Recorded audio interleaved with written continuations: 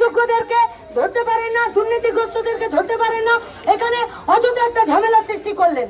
একটা শান্ত মিছিলকে মাঝখানে ব্যারিকেড দিয়ে আপনাদের কোনো উচিত ছিল না, কোনো কাজ ছিল না, আপনারা প্ররোচনায় পা দিলেন।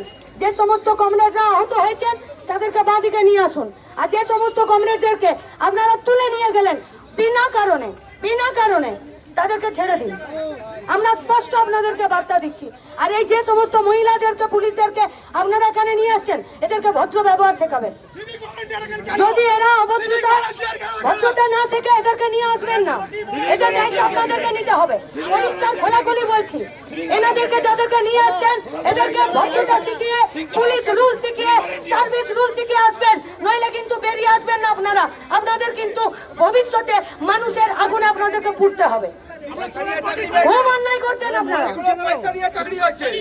আপনারা যেটা করলেন এটা আপনাদের আত্মার সার্ভিস রুলে নেই। আপনারা অন্যায় ভাবে আটকালেন।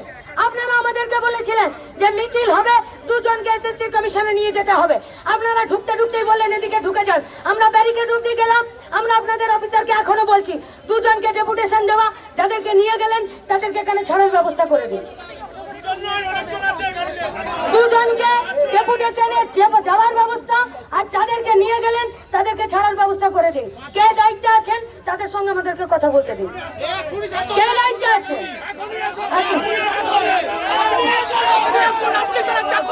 আপনি গভর্নমেন্টের চাকর, আপনি এখানে আসুন।